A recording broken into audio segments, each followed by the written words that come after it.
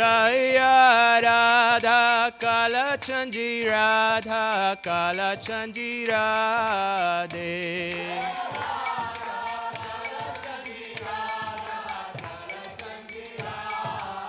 Jaya Radha Govinda Radha Govinda Radhe.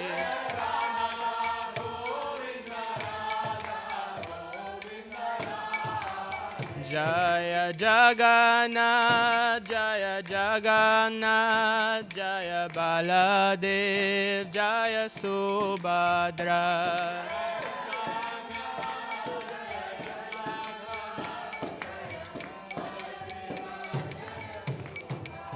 Jaya Gauranitai, Gauranitai, Jaya Gauranitai, Jaya Gauranitai, Jaya Gauranitai.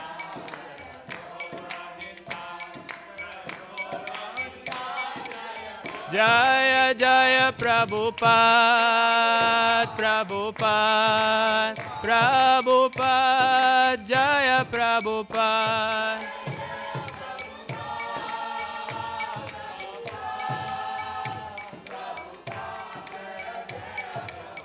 Jaya Jaya Gurudev, Gurudev, Gurudev, Jaya Gurudev.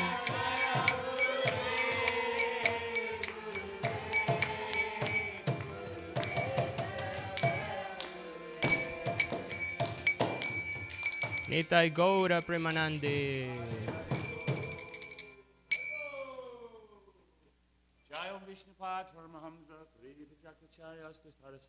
Srimad, His Divine Grace, Srila A.C. Bhaktivedanta Swami, Srila Prabhupada Ki Jai, Ananta Koti Vaishnava Vrinda Ki Jai, Namacharya Srila Haridas Thakur Ki Jai, Prem Sikaho Shri Krishna Chaitanya Prabhu Nityananda, Sri Advaita Gadadhar, Srivasari Gaura Bhakti Vrinda Ki Jai, Jai Shishi Radha Krishna Gopa Gopinath, Shamakunda Radha Kunda Giri Govardhan Ki Jai, Ganga Devi Jamuna Devi Ki Jai, Bhakti Devi Tulsi Maharani Ki Jai, Shamaveda Bhakta Vrinda Ki Jai, Shri Vrindavan Dham Ki Jai, Shri Mayapur Navadvip Dham Ki Jai, Shri Mathura Dham Ki Jai, Jagannath Puri Dham Ki Jai, Shri Shri Radha Kalachandji Dham Ki Jai, Gaura Premanandi Haribo, Barihat Mridanga Ki Jai, Harinam Sankirtan Ki Jai, Transcendental Book and Prasadam Distribution Ki Jai. All glories to the assembled devotees, Hare Krishna. All glories to the assembled devotees, Hare Krishna. All glories to the assembled devotees. All glories to Sri Guru and Sri Gauranga, Hare Hare Bol.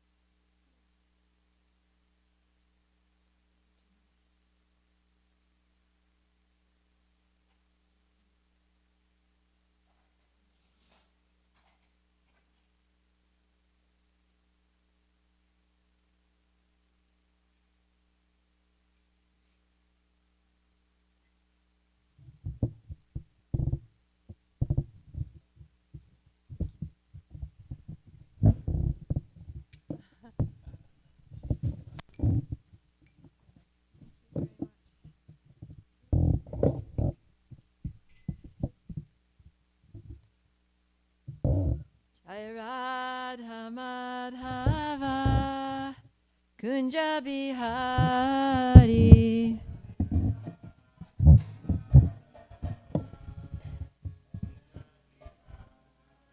Jaya Radha Madhava Kunja Bihari.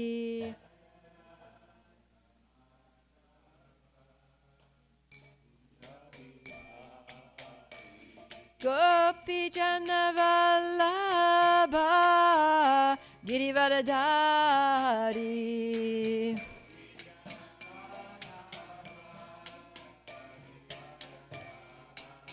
Jaya Gopi Jana Vallabha Girivardhari.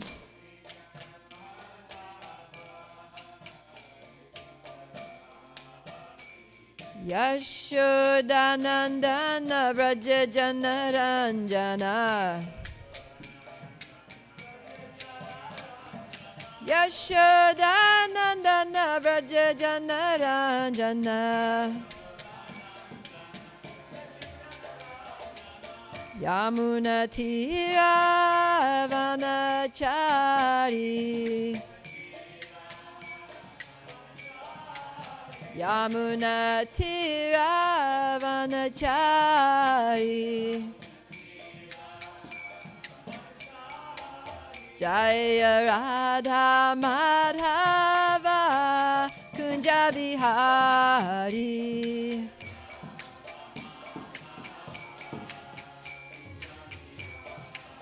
Jaya Radha Madhava Kunja Bihari.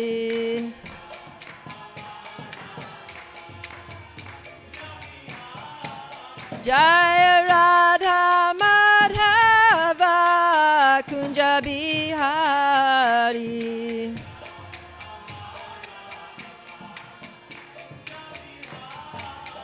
Jaya Prabhupada, Prabhupada, Prabhupada, Srila Prabhupada.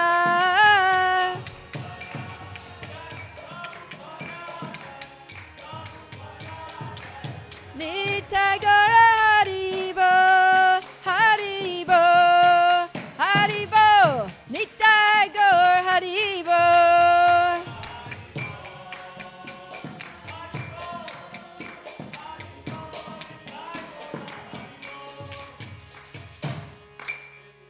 Jai.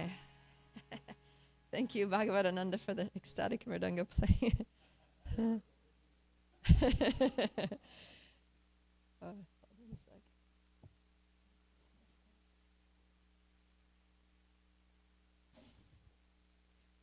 Om Namo Bhagavate Vasudevaya. Om Namo Bhagavate Vasudevaya. Om Namo Bhagavate Vasudevaya.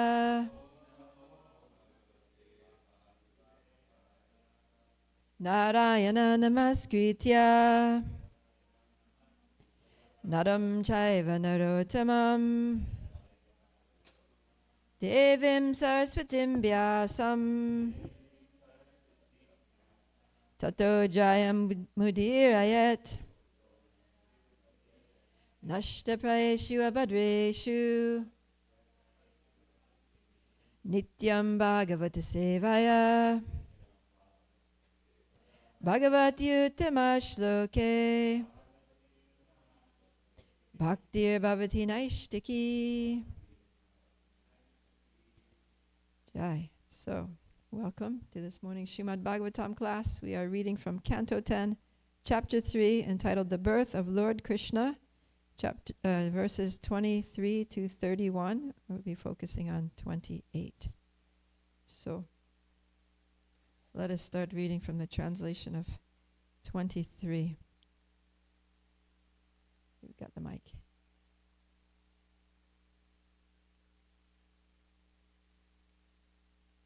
Sukadeva Goswami continued, thereafter, having seen that her child had all the symptoms of the Supreme Personality of Godhead, Devaki, who was very much afraid of Kamsa and unusually astonished, began to offer prayers to the Lord.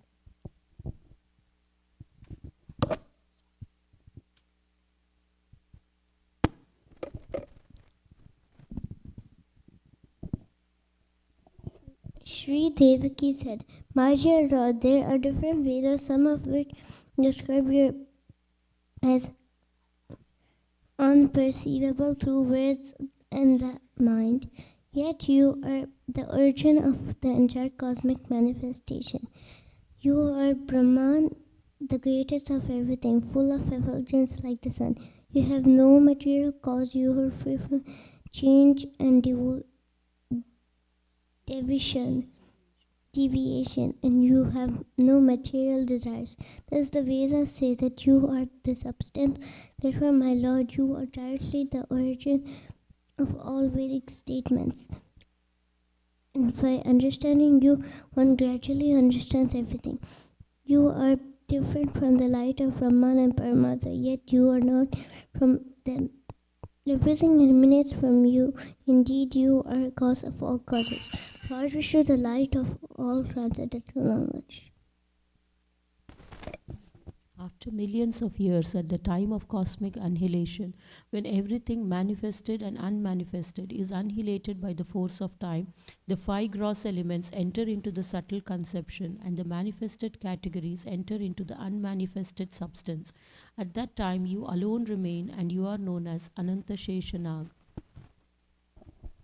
O inaugurator of the material energy, this wonderful creation works under the control of powerful time, which is divided into seconds, minutes, hours, and years. This element of time, which extends for many millions of years, is but another form of Lord Vishnu. For your pastimes, you act as the controller of time, but you are the reservoir of all good fortune. Let me offer my full surrender unto your lordship. No one in this material world has become free from the four principles, birth, death, old age, and disease, even by fleeing in various planets. But now that you have appeared, my Lord, death is fleeing in fear of you, and the living entities, having obtained shelter at your lotus feet by your mercy, are sleeping in full mental peace. My Lord, because you dispel all the fear of your devotees, I request you to save us and give us protection from the terrible fear of Kamsa. Your form as Vishnu, the Supreme Personality of Godhead, is appreciated by yogis in meditation. Please make this form invisible to those who see with material eyes.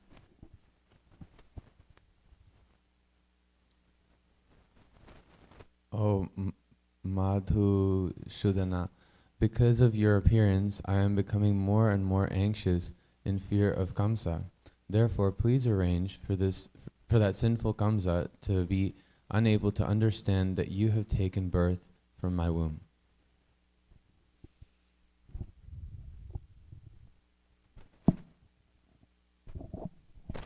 O my Lord, your all-pervading Supreme Personality of Godhead, and your transcendental four-armed form holding conch shell, disc, club, and lotus is unnatural for this world. Please withdraw this form and become just like a natural human child so that I may try to hide you somewhere. Last one. At the time of devastation, the entire cosmos, containing all created, moving, and non-moving entities, enters your transcendental body and is held there without difficulty. But now this transcendental form has taken birth from my womb. People will not be able to believe this, and I shall become an object of ridicule. Okay, thank you. So let's go back to text 28.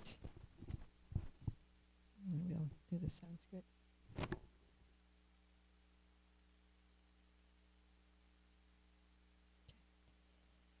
Satvam Gorad Ugrasenat Majonas Trahi Trastan Britya Vitrashat Hasi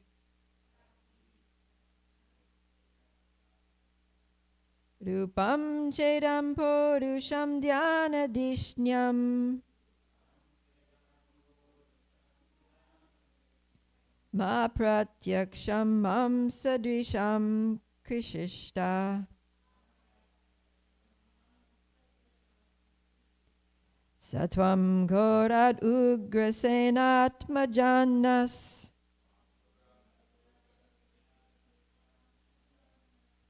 Trahi Trastan Britya Vitrasahasi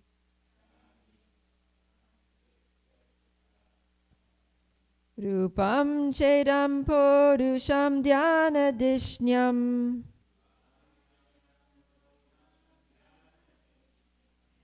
Ma Pratyaksham Mam Sadrisham Krishishta.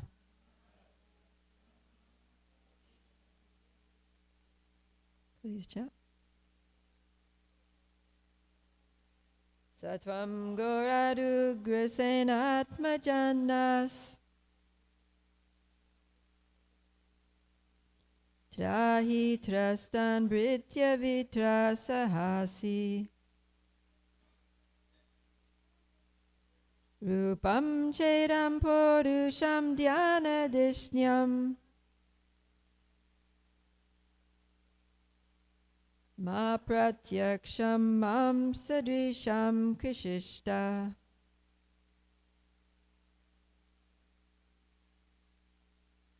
Satvam Gorat Ugrasenatmajanas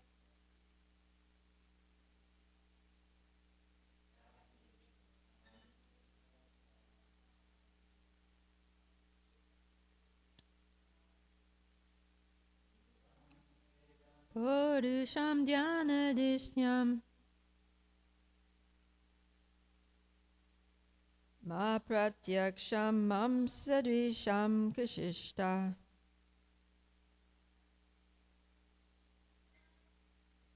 Satvam Gorat Ugrasenatmajanas Trahi Trastan Britya Vitrasahasi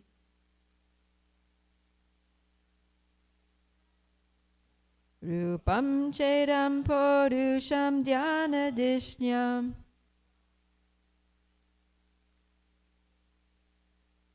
Ma Pratyaksham Mam Sadrisham Krishishta. Satvam Gorat Ugrasenatmajanas Trahi Trastan Britya Vitrasahasi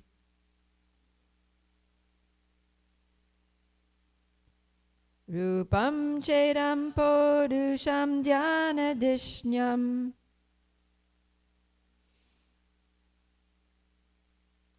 Ma Pratyaksham Mam Sadrisham Krishishta. All right, let's do the word for word all together. Saha, your lordship. Tvam, you. Gorat, terribly fierce. Ugrasena Atmajat, from the son of Ugrasena. Na, us.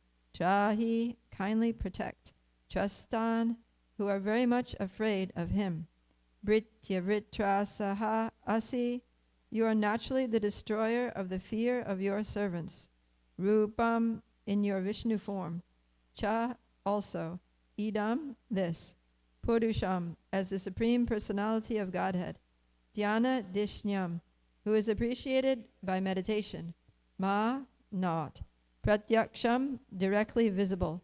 Mamsa Drisham, to those who see with their material eyes. Krishishta, please be. Translation and purport by His Divine Grace A.C. Bhaktivedanta Swami Srila Prabhupada Ki Jai. My Lord, because you dispel all the fear of your devotees, I request you to save us and give us protection from the terrible fear of Kamsa. Your form as Vishnu, the Supreme Personality of Godhead, is appreciated by yogis in meditation. Please make this form invisible to those who see with material eyes. Purport.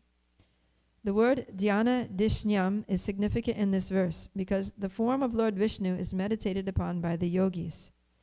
Dhyana vastita tadgatena manasa pashyanti yam yoginaha. Devaki requested the Lord, who had appeared as Vishnu, to conceal that form, for she wanted to see the Lord as an ordinary child, like a child appreciated by persons who have material eyes. Devaki wanted to see whether the Supreme Personality of Godhead had factually appeared or she was dreaming the Vishnu form. If Kamsa were to come, she thought, upon seeing the Vishnu form, he would immediately kill the child. But if he saw a human child, he might reconsider. Devaki was afraid of Ugrasena Atmaja. That is, she was afraid not of Ugrasena and his men, but of the son of Ugrasena. Thus she requested the Lord to dissipate that fear, since he is always ready to give protection, abhayam, to his devotees. My Lord, she prayed, I request you to save me from the cruel hands of the son of Ugrasena, Kamsa. I am praying to your Lordship to please rescue me from this fearful condition, because you are always ready to give protection to your servitors. The Lord has confirmed this statement in the Bhagavad Gita by assuring Arjuna, you may declare to the world, my devotee shall never be vanquished. While thus praying to the Lord for rescue, Mother Devaki expressed her motherly affection. I understand that this transcendental form is generally perceived in meditation by the great sages, but I am still afraid, because as soon as Kamsa understands that you have appeared, he might harm you. So I request that for the time being you become invisible to our material eyes. In other words, she requested the Lord to assume the form of an ordinary child. My only cause of fear for my brother Kamsa is due to your appearance. My Lord Madhusudana, Kamsa may know that you are already born.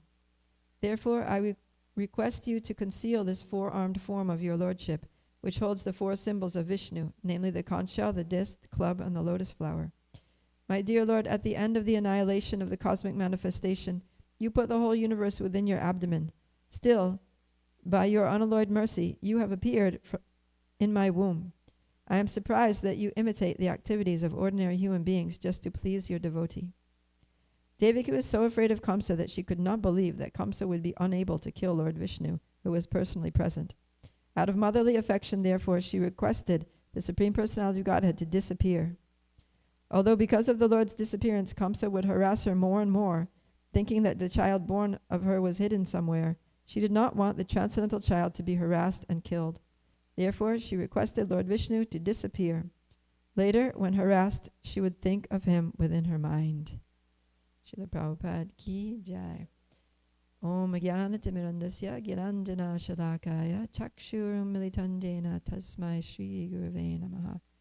Shri Chaitanya Manovishtam Stapitam Yena Bhutale Swayam Rupa Kadamayam Dadati Swapadantikam Vanchakalpaturvyascha Kripa Sindhuvya Eva Chapatitanam Pavanivyo Vaishnavibhyo Namo Namaha. Namo Om Vishnu Padaya Krishna Prastaya Bhutale Srimati Bhaktivedanta Swamini Namane Namaste Saraswati Deve Gauravani Pracharane Nirvishesha Shunyavadi Pashatade Shatarane. Jai Shri Krishna Chaitanya Prabhu Nityananda Shri Advaita Gadadhar Shivasadi Gaura Bhakta Vrinda. Hare Krishna Krishna Krishna Hare Hare Hare Rama Rama Rama Hare Hare. Jai. So here we have Devaki talking to Krishna, who was just born and who's manifesting his four-armed Vishnu form in front of her. And we see here that she's experiencing some conflicting and inconceivable emotions, right? So on the one hand, she's seeing that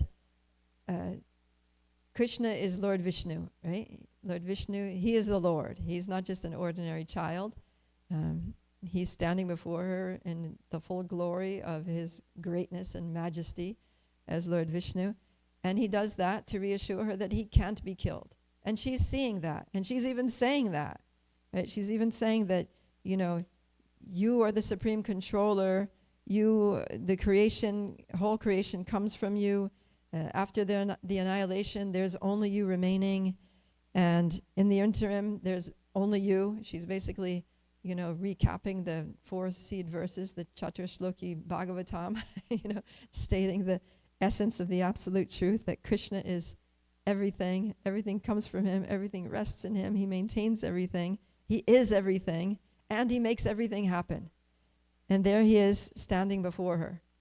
And she also talks about how time, which is controlling everything in this material world, is controlled by him, and how death personified flees in fear of him, and that he dispels the fear of his devotees. And yet she's still afraid, right? She's acknowledging all these things about him. He's standing right there in the presence of God, who is the supreme controller, who, takes away all fear. She's afraid. So this is very conflicting, right? And it seems like totally irrational, totally emotionally unstable. Right? Like 1 minute she's like, you're the Supreme Personality of God who delivers everyone from fear, especially your devotees. And here I am, your devotee, sitting here in your presence, and I'm like trembling with fear. So what is going on here? How do we understand these emotions of Devaki? And if Krishna takes away the fear of his devotees, right, like in the song that they sing in Vrindavan every morning, Udila Aruna says that Rajajana Bhayahari, right, that says that he takes away the fear of the residents of the Vrindavan. So why is he not taking away the fear of Devaki? Why is she so fearful right in his presence? She's his mother. Like, you don't get much more intimate relationship than that. She's totally pure. So why is she afraid? So the thing is that Krishna takes away the devotee's fear of material misery, takes away devotee's fear of, being caught in the cycle of repeated birth and death, fear of pain, fear of suffering, fear of dying, fear of loss. He takes away their material fear.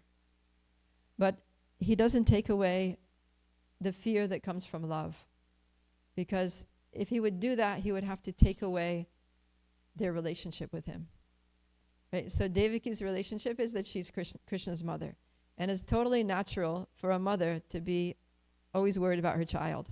Right? Any parent knows that you're constantly worrying about your child. Right? Especially if they're not with you, you're every moment, what are they doing? Are they okay? Is someone teasing them? Are they afraid of something? Are they eating? Are they safe? Right? And it doesn't stop, no matter how old the child gets. They can be, 40 years old, and the mother's still worrying about them. So this is the nature of Vatsalya Bhav in relation to Krishna, is that the parents are always worried. So Devaki is going to be afraid for Krishna. She's going to be in anxiety for Krishna. And Krishna doesn't take that away, because that actually enhances their relationship. It's a transcendental emotion that comes from her love. And Krishna, even if he wanted to, he couldn't stop those emotions, because Krishna he doesn't control the love of his devotees. He is controlled by the love of his devotees. So even if he wanted to, he couldn't interfere with that. So, yeah. And yet it seems ironic that the Supreme Personality of God is there, and he's literally assuring her that I will protect you. And she is simultaneously thinking, no, I need to protect you. So, yeah, this is, Devaki's feelings are not due to ignorance or, not due to just mundane emotions, but it's due to her love. And love, we know, doesn't always follow logic. In fact, it almost never follows logic, right? The ways of love are crooked, like a snake, it says in the scripture. So the material logic would be that God is here, there's no danger. But the logic of love, logic of bhakti, is that if Krishna is in danger, then nothing else matters, right? If Krishna is in danger, then I need to protect him. I'm in anxiety. So what we're seeing here is that spiritual advancement doesn't mean that we become like emotionally numb. It doesn't mean that we don't, we attain this state of transcendental calm, where we're never stressed, never anxious, never afraid. In fact, in some ways it's the opposite. Although in the Bhagavad Gita, Krishna talks a lot about equanimity, right? One who doesn't become elated in happiness or, overwhelmed by distress, that person is very dear to me. So there he's talking about material distress, material lamentation, material happiness. So pure devotees are not affected by the material circumstances and the emotions that arise from those material circumstances due to material identification, due to false ego, right? So, yeah, when a devotee comes to the level of Brahma Bhuta, then na shochachi, na kanchati. There's no lamentation, there's no hankering, right? Don't get upset over material things. But that doesn't mean that you're never going to experience emotions in your life, right? Quite the opposite. When we get off the material platform and are no longer influenced by material emotions, then we can actually start to experience spiritual emotions in relation to Krishna. Of course, we can already start to experience some spiritual emotions before Brahma Bhuta, just by our devotional service. Even in the conditioned state, even in the impure state, Krishna reciprocates with us. And we can feel something, right? So we sometimes feel spiritual anxiety, right? The pujari is cooking for the deities and the clock is ticking and you have to make so many preparations and oh no, it's going to be late, or maybe Krishna's not going to like it, oh, did I put enough salt, right? So it's like anxiety, but that's spiritual anxiety because you're trying to please Krishna. Or you're organizing a festival, right? Like Festival of Joy, so much organization needs to go into it. There's the venue, there's the bookings, there's the guests who are coming, the speakers and the musicians and all the stalls and the, all these things that, a lot of anxiety, right? Oh, is it going to rain? Is the wind going to blow the tents down? Are people going to come? Are the musicians going to get in on time? Is this sound system going to work? Like so many things can go wrong. But that's for Krishna because you're doing the whole thing to try to bring people to Krishna consciousness, to glorify the Lord. So there's a difference. So pure devotion doesn't remove emotion, but it removes selfishness. Right? It removes the selfishness which is the cause of material emotion. So Devaki's fear in this situation is not that I will suffer. She's not afraid of her own suffering. She's not afraid of her own harm. In fact, Prabhupada says that she wants Krishna to become an ordinary child so that she can hide him. And he says that if Krishna becomes an ordinary child, it's more likely that he's going to harass Devaki. Right? If she tries to hide him, he's going to come and he's going to, where's the child? He can grab her by the throat, shake her, do whatever, Show me the child. I know he's here. I heard him crying. Where is he? Right? She's going to get harassed like anything. But if he comes in and sees Lord Vishnu, then, Vishnu, he's standing there with the Sudarshan chakra in his hand, just ching, and Kamsa's done. So, but she's not worried for her own suffering. So her fear is not I will suffer. Her fear is that Krishna will suffer, right? That this Kamsa is going to come and he's going to try to kill him and I need to try to protect him. So we can very conveniently contrast Kamsa's fear, because Kamsa is also very fearful, right? We've been hearing all along about Kamsa is like, he is racked with fear. He can't sleep. He can't eat. He's just like a mess. So Kamsa is fearful and Devaki is also fearful. But Kamsa's fear is rooted in ego, right? That I am the controller and I have to, stay in my position of power. I can't let anybody get in my way. This person is supposed to kill me. That is not going to happen. So he's afraid that he's going to die. He is going to lose his position. And Devaki, on the other hand, her fear is rooted in love for Krishna, that Krishna might be harmed. Krishna might be put into difficulty. And then we can also look at the results. So what results from Kamsa's fear? Violence, control, throwing innocent people into jail, killing babies, so many babies, this intense paranoia, right, that affects even him, right? Like he's definitely not happy either, nor is anyone else.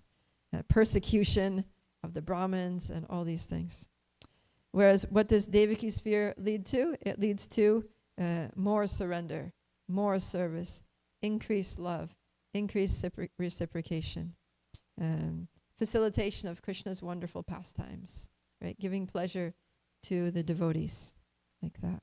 So externally, both of them are experiencing the same emotion, but internally, there's a world of difference, right? It's like black and white.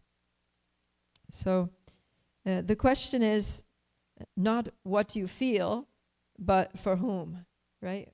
Who are our feelings for? Are our feelings for me, or are they for Krishna? And also, what is the result? Do my feelings lead towards, problems, drama, disturbance, or do they lead towards increased surrender, increased service, increased devotion to Krishna? So we see different examples throughout Srimad Bhagavatam. For example, in the beginning of the Bhagavatam, Srila Vyasadeva was despondent, right? He was actually feeling depressed because he had compiled the 4 Vedas, he'd written Mahabharata and the Puranas and all these things, Vedanta Sutra. And after all that devotional service, he was just depressed. He was just feeling really despondent, like, what is wrong, So that's an emotion, but that was a spiritual emotion because it was for Krishna. Because why was he doing all those things? Why was he writing all those literatures? Because he wants to bring people to Krishna consciousness. And then what did his despondency result in? It resulted in the appearance of Narada Muni, his guru, who instructed him, who enlightened him. It led him to, going deeper in his meditations and really focusing on Krishna and Krishna's Leelas and writing the Srimad Bhagavatam so that we have this book here that we can learn about Krishna from. So, and then we have the example of Mother Yashoda, right, when she was angry because Krishna broke the butter pot and he made a big mess. She spent all morning churning the butter and Krishna just messed it all up. And so she's angry, right? That's a strong emotion. She's picking up a stick and she's like, where is that child? I'm going to get him. I'm going to teach him a good lesson now. He can't do this this is not acceptable. I need to train this boy. So her emotion is for Krishna, right? It's for Krishna's benefit. That I can't let my child just do all kinds of nonsense. He's going to grow up being undisciplined and uncivilized. I need to train him to be, a nice person with good behavior, a respectable human being. So, and then what does that lead to? It leads to, one of the sweetest, most charming Leelas, Damodar Leela, which we sing about and relish every Kartik month, which gives a lot of pleasure to Krishna and which glorifies the depth and the purity of Mother Yashoda's love for Krishna and inspires devotees in Vatsalya Bhav to follow in her footsteps. And then we also have the example of the gopis who get jealous, right? Jealousy is a strong emotion when Krishna goes and meets other gopis. But that's also for Krishna, right? They're not jealous because, we are being deprived of Krishna's association, we are suffering. It's not that. It's because we know that no one can please Krishna better than Srimati Radharani, and so we want Krishna to be with Radharani so that he can be most happy. So their jealousy is for Krishna. Yeah. And the result also is that so many pastimes result out of these dealings, these competitive dealings between the gopis, so many lovers' quarrels and Radharani's whole mood of man, which Krishna absolutely adores. So all of these things give pleasure to Krishna when they are for Krishna. And then, I was thinking I'll read a few examples also because in the Bhakti Rasamrita Sindhu, our Nectar of Devotion, Srila Rupa Goswami gives so many examples. There are 2 whole chapters that talk about spiritual emotions. There are 33, he enumerates 33 different transcendental emotions called Vyabhichari Bhavas or Sattvika Bhavas that a pure devotee feels in relationship to Krishna. So one of those is disappointment. And the example he gives here is, this is the queens of Krishna in Dwarka telling, my dear Krishna, since I heard Narada glorifying Rukmini before you, I can understand that there is no need of any talking about myself. So this is actually Satyabhama. Yeah, so she heard Narada Muni glorifying Rukmini, and she's like, I thought that I was Krishna's favorite queen, but now that I've heard the glories of Rukmini and how much Krishna loves Rukmini, I feel like I'm just very disappointed that Krishna doesn't love me as much as I thought he did. So I'm not even going to say anything about myself anymore around him. Forget it. So this is an emotion, right? It's kind of wallowing in disappointment. And then lamentation. So when Nanda Maharaj sees Krishna in the sacrificial arena of Kamsa, which we're going to hear about soon, he says, how unfortunate I am that I did not keep my son bolted within a room. Unfortunately, I brought him to Mathura, And now I see that he's embarrassed by this giant elephant, Kuvalaya. It's as though the moon of Krishna were eclipsed by the shadow of the earth. So he's lamenting that as a father, he didn't properly protect his son. He should have just kept him in Vrindavan. Why did he let him go? And then guilt. So this is Srimati Radharani is churning yogurt for Krishna. And says, at that time, the jeweled bangles on her hands were circling around, and she was also chanting the name, the holy name of Krishna. And all of a sudden she thought, oh no, I'm chanting the holy name of Krishna, and my superiors, my mother-in-law and my sister-in-law are going to hear me. This is very wrong. So then she became very anxious, and she felt guilty that she had done something wrong, and that her whole relationship with Krishna was just very wrong, and she shouldn't be saying something to, disclose that to anyone. So she's like, it's anxious and feeling guilty. Let's see. Oh, here's one, pride. So this is from Bilvamangala Thakur. So he's feeling very proud and very confident in his relationship with Krishna. He says, my dear Krishna, you are leaving me, forcibly getting out of my clutches. But I shall be impressed by your strength only when you can go forcibly from the core of my heart. Like, you think you're leaving me because, I saw you and now I don't see you anymore. But just, I dare you to try to leave my heart. There's no way. You are not getting away. I have you captured. So that's the pride, the confidence of the devotee. And apprehension. Let's see. Okay, Mother Yashoda. Upon hearing the jackals crying in the forest of Vrindavan, Mother Yashoda becomes very careful about keeping Krishna under her vigilance, fearing that Krishna might be attacked by them. This is an instance of ecstatic love for Krishna and fear caused by a tumultuous sound. Let's see, I'll do a couple more. Oh, madness. This is a funny one. So, Srimati Radharani, out of her ecstatic love for Krishna, sometimes acts like an addled person and attempts to churn yogurt, although there's no yogurt in the pot. And seeing this, Krishna becomes so enchanted by Radharani that he begins to milk a bull instead of a cow. So this is like just really nuts. And then another example is Mother Yashoda. It says, Mother Yashoda, when she saw that Krishna jumped into the Yamuna that had been poisoned by Kaliya, she went totally insane. And instead of searching for some curative herbs to be able to, cure him from the effects of the poison, she started just going around speaking to the trees as if they were snake charmers. It says, with folded hands, she began to bow down to the trees, asking them, what is the medicinal herb that can check Krishna's dying from this poisonous water? So she's talking to the trees. So all of these, these are just some little samples of some of the ecstatic emotions that devotees feel in relationship to Krishna. So we can see that pure bhakti, our love for Krishna, is emotionally turbulent. And we see this also in the example of Lord Chaitanya's pastimes, right? Especially his Antya Lila, where he's in Jagannath Puri and he's meditating on Radha and Krishna's pastimes. And he's experiencing so many ecstatic emotions, very turbulent emotions, right? Where he's scratching himself, he's beating his head against the wall till it's bleeding. He's like, it's just like very, very intense.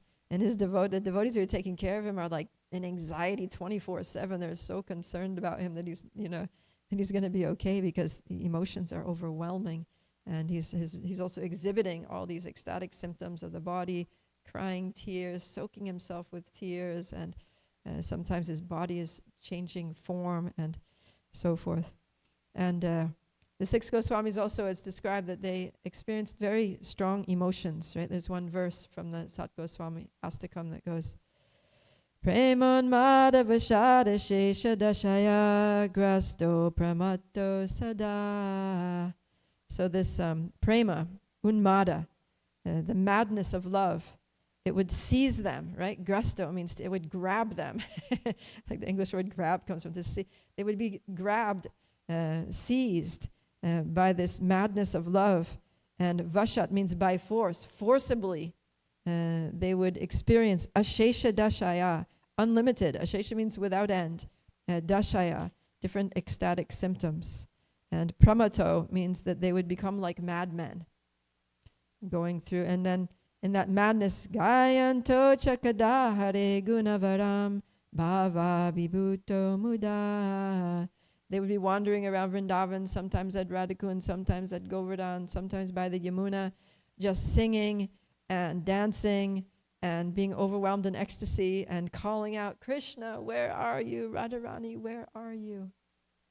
So like that. We see all these examples of pure devotees experiencing a lot of emotion, and emotion that's very hard for us to understand. So we shouldn't think that the goal is to become just emotional equanimity. That's in relation to material emotions, yes, but we should look forward to actually experiencing real emotions, ecstatic emotions in relation to Krishna. And all of these emotions, even though some of them seem negative, like fear or anxiety or disappointment, they're actually all just different flavors of ecstasy. Right? It's ecstatic love for Krishna, and the happiness that comes from loving Krishna comes in different flavors. But none of them are negative. They're all very intensely positive. So then that brings up the question that what about our emotions now, right? We're not on the level of Devaki or Yashoda or Nanda Maharaj or the 6 Goswamis, but we have our emotions. So how do we understand those emotions, and how do we navigate them in the context of our devotional service to Krishna? So presently, our emotions are usually mixed, right? Mixed at best, let's say. That they're partly coming from ego, false ego. They're partly coming from our conditioning. And then they also may be partly coming from a genuine attachment to Krishna, attraction to Krishna and the service of Krishna and his devotees. So this is normal.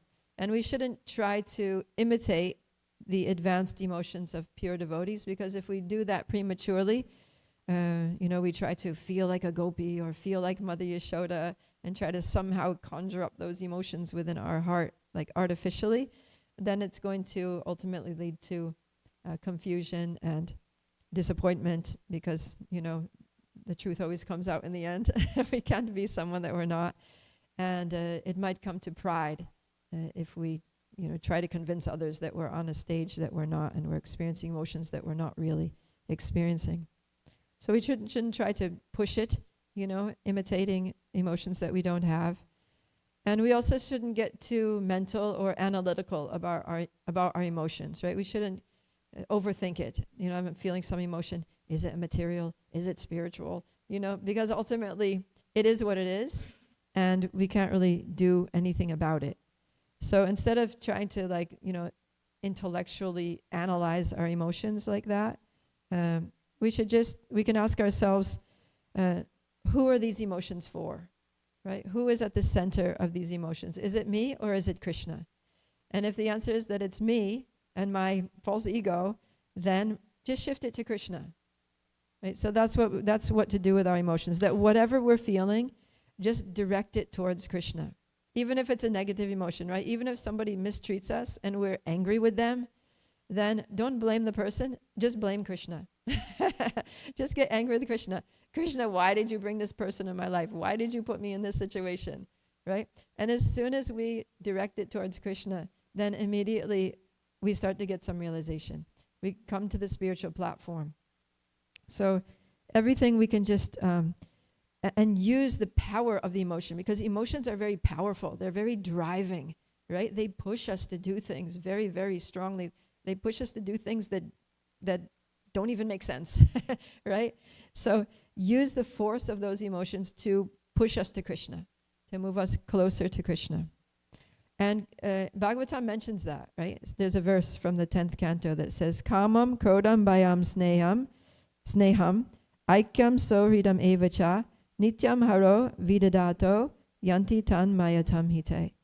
So it says that for whatever reason that one approaches Krishna, even if one approaches Krishna in lust or in anger, right? So we have examples like Kubja.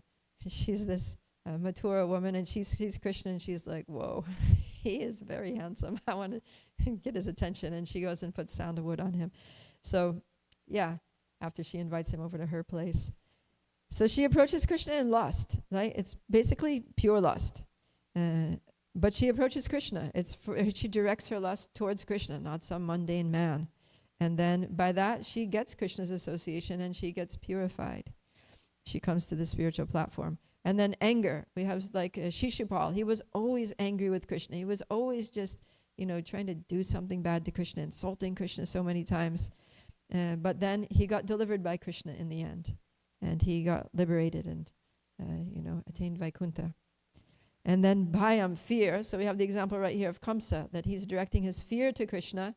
And then what's going to happen? He's also going to get purified and be delivered. He's going to be killed by Krishna and get liberation. And then sneham means affection. So many devotees have affection for Krishna. Or you could say like, the ladies of Mathura, when Krishna enters into Mathura, they have all this affection for Krishna. And that brings them to the spiritual platform. And then he even says aikyam, those who want to merge into my being. But if they bring that to me, right? If they come to me, like even impersonalists, sometimes they'll pray to Krishna, please let me merge into your impersonal Brahman effulgence, But because they're praying to Krishna, because they're approaching Krishna, like Shukadeva Goswami, he was an impersonalist, but he heard some verses about Krishna and he became attracted, and then he approached Krishna, not knowing that Krishna was the goal, but then he got purified from his impersonal conception and he became a devotee. And then Sohridam means friendship. So when we want to be friends with Krishna, then Krishna will accept us as his friend and he will reciprocate and we will become purified. So in all of these ways, he says, Nityam haro vidadato yanti tanmayatam hite, that they become absorbed in me and they come to the spiritual platform. So any emotion can function, the same emotion can function in opposite ways. So we are going to feel emotions one way or other, either materially or spiritually, or mixed. We're going to feel emotions. So, for example, if you're feeling guilty because you did something wrong, so you can either hide, you can either try to conceal, cover up your mistake and distance yourself from the devotees so that they don't come to know what you did and, condemn you and whatever. Or you can pray to Krishna. Or you can take your, whatever it was to a trusted devotee and reveal your heart and mind, confess, and ask for help for how to deal with whatever tendency it was that brought you to do that thing. So it can either become something that distances us from Krishna and the devotees, or something that brings us towards Krishna and devotees. If we're feeling happiness, happiness often leads to a mood of material enjoyment. Oh yes, now I'm going to enjoy myself in this world because good things have come to me. I'm going to use it for my sense gratification. But also happiness can bring us to gratitude to Krishna. Thank you, Krishna. You're so kind. Everything that's good in my life is due to you. Let me just offer myself back to you. Let me surrender more to you. Let me reciprocate with your kindness by serving you with more. And then anger can either fuel the false ego, right? In somebody like, let's say, Ravana, who gets angry and then he wants to kill Lord Ram, and that. Or it can also fuel our service to Krishna, like in the case of Hanuman, that he becomes angry and he wants to dedicate himself more to serving. He burns Lanka and he's enthusiastic to fight in the army of Lord Ramachandra. So Rupa Goswami says, Yena tena prakarena mana Krishna niveshayat, that somehow or other one should fix one's mind on Krishna by any means. So whatever it is, whatever emotions, just use those emotions to fix our minds of Krishna. Somehow or other, just remember Krishna. And when emotions come up, we can expect, like Devaki, even if we're not on the level of Devaki, emotions work the same way, that they can often be very contradictory. So as sadhanas or practitioners of bhakti, we can expect that our emotions are going to be contradictory, right? Like on one level, we trust Krishna philosophically, right? We know Krishna's God, we know he protects his devotees, and we know he's the supreme controller. And so philosophically, theoretically, we trust Krishna, right? That he's in control and it's all going to be good. But still, if we're walking down the street and all of a sudden somebody comes out with a knife, we're going to be afraid, right? We're not going to be like, all right, Krishna, you're the supreme controller. I totally trust you. It's all good, So maybe somebody will be, maybe a pure devotee will be, but most of us are going to panic, right? So, yeah. So we shouldn't be too hard on ourselves that, oh, where is my faith? What kind of devotee am I on? But we should just kind of note it.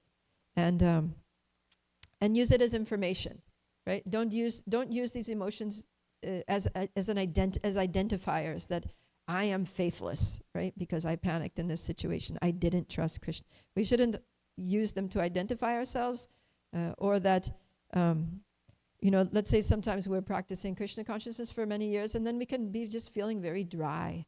We're not tasting the nectar that we're always anxious for. We're feeling just kind of empty.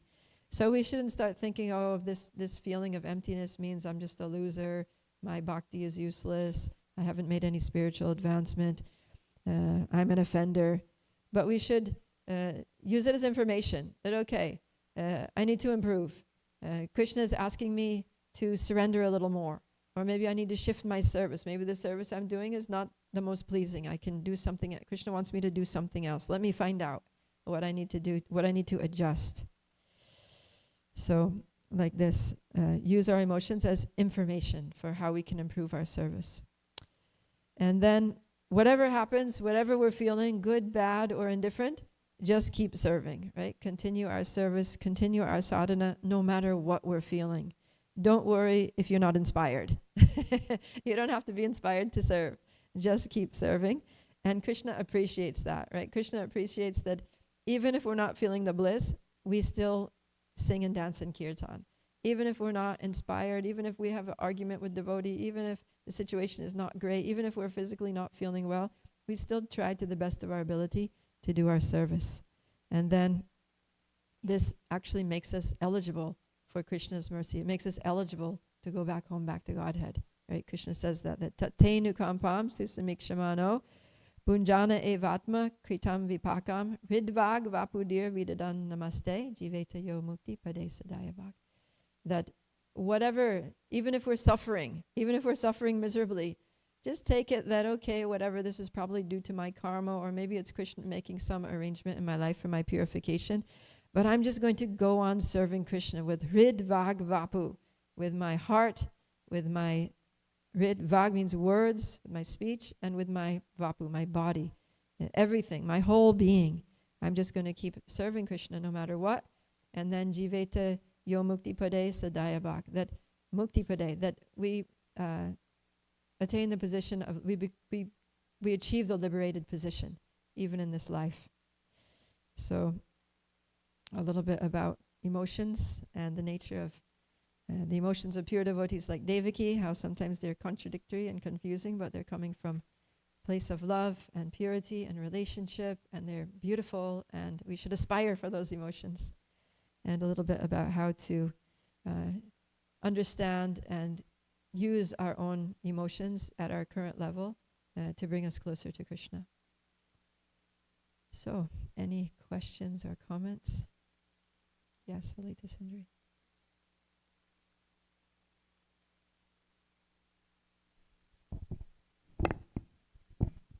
Hare Krishna Mataji, thank you for nice class, for giving so detailed description of different kinds of emotions. You gave examples of transcendental emotions towards Krishna. Can you give some examples of transcendental emotion towards devotees? So one I was thinking about is a guru towards a disciple. And is Kunti Mataji's, Kunti Maharani's anxiety for Uttara, was that also transcendental? Or Kunti Maharani's what? Kunti Maharani's anxiety towards Uttara when the Astra was released towards Parikshit Maharaj when he was in the womb, or any other examples you can think of? Yeah. Yeah, I mean basically all of the same emotions that we can feel, that a devotee feels towards Krishna, we can also feel towards Krishna's devotees, right? And at least most of them. So we can be anxiety, like I gave the example of the pujari cooking for the deities. If you're cooking for your guru, you're also going to be in the same anxiety, right? Same exact thing. Or even, senior devotees that are coming, you're having a house program or something. Oh, is everything going to be okay? We want to make sure that there's enough space for everyone to sit, and, enough prasadam for everyone, and, all this. So,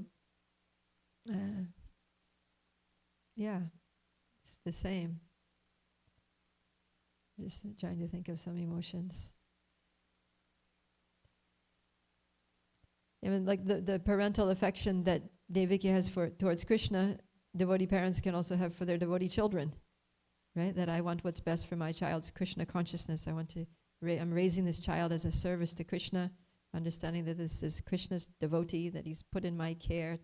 And so I want them to grow nicely. I want them to be healthy. I want them to be happy. I want them to be Krishna conscious. I want them to guide them in such a way that they're able to make the best use of this lifetime for going back home, back to Godhead. So there's a lot of emotion involved there, right?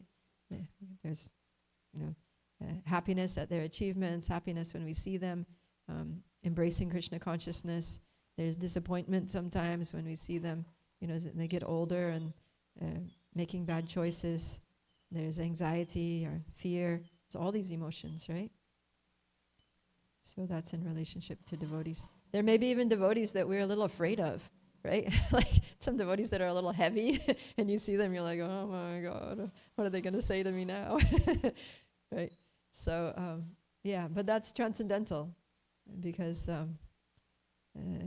they have your best interest at heart, that even when they correct you, it's for your benefit. So, there's some anxiety there, but it's related to Krishna, right? Because it's in relation to a devotee and in relation to Krishna consciousness. And, we don't like getting our faults pointed out, so it can be difficult, but we know it's good for us. And,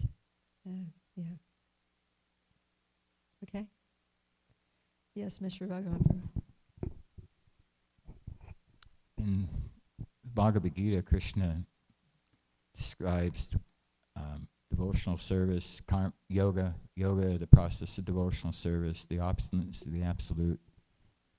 And then he goes into a whole chapter about the demons, divine, demoniac nature. One verse about what divine is, then a whole chapter about the demons, how evil they are, and all that information. Yeah. So why does Krishna have a whole chapter of Bhagavad Gita dedicated to talking about demons? So that we can understand the demoniac mentality, right? So that we can use our intelligence to discriminate between who's good association and who's not, right? Because it's the material world, and there are a lot of people here with demoniac tendencies, so that we can protect ourselves and steer clear of those kind of people, right? One of the things that a Madhyam Adhikari devotee, middle-level devotee, is advised to do is to avoid the envious. So we need to be able to identify these things so that we don't get into situations that are unfavorable for our devotional service. And also so we can identify these things within ourselves, right? Because they say that, in previous ages, the demons and demigods lived on separate planets, and then they lived in separate countries, and then they lived in separate families, right? They would have divine families and demoniac families. But in Kali Yuga, they live in the same body. So within the same person, within each individual, we have our divine tendencies and our demoniac tendencies. So when we hear the descriptions of the demoniac tendencies, we can identify, oh, shoot, sometimes I think that way, sometimes I feel that way. So we can note it, and we can try to work on it, pray to Krishna to remove those demoniac tendencies. Seeing those things, we can become humble and realize that I have a lot of work to do in Krishna consciousness. I really need to perform my bhakti, my spiritual practices with some intensity, so that I can get rid of these demoniac tendencies and have a mood and a life that is pleasing to Krishna. Yes, Anuradha.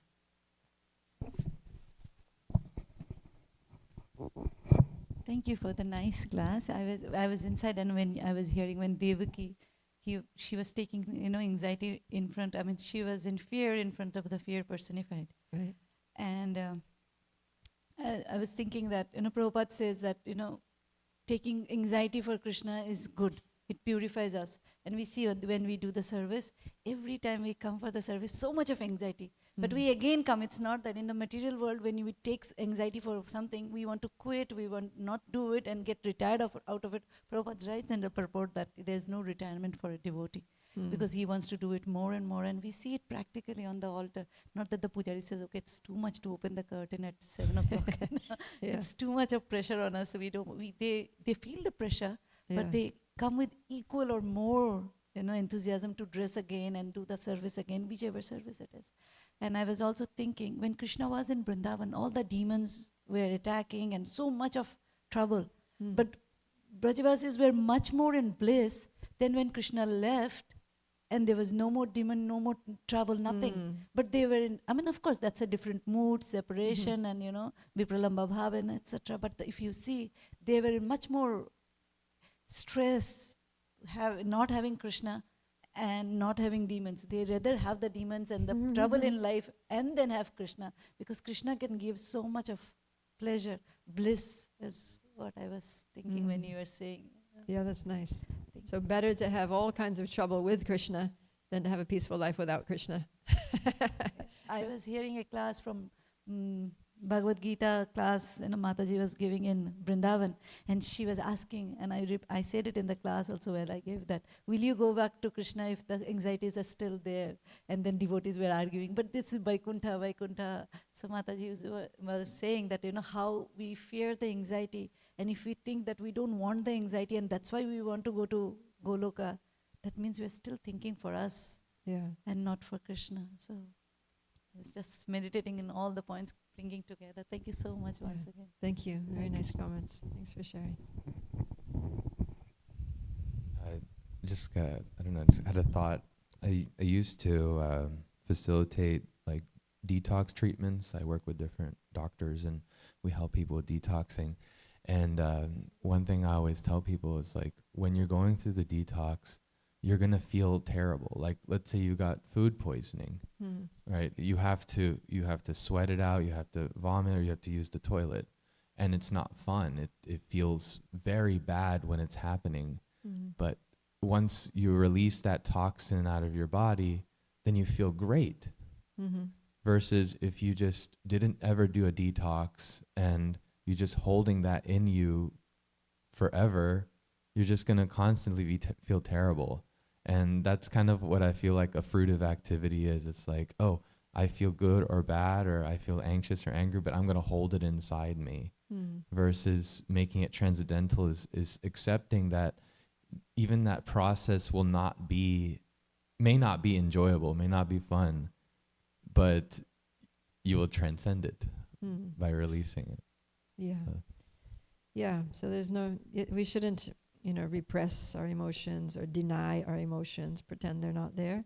But we need to connect them to Krishna, direct them to Krishna, purify them in Krishna consciousness. Okay? Anything else? All right. Thank you very much. Grantaraj Srimad Bhagavatam ki jai. Srila Prabhupada ki jai. Gaur Premanandi Hari Hari Bo. Transcendental emotions ki jai.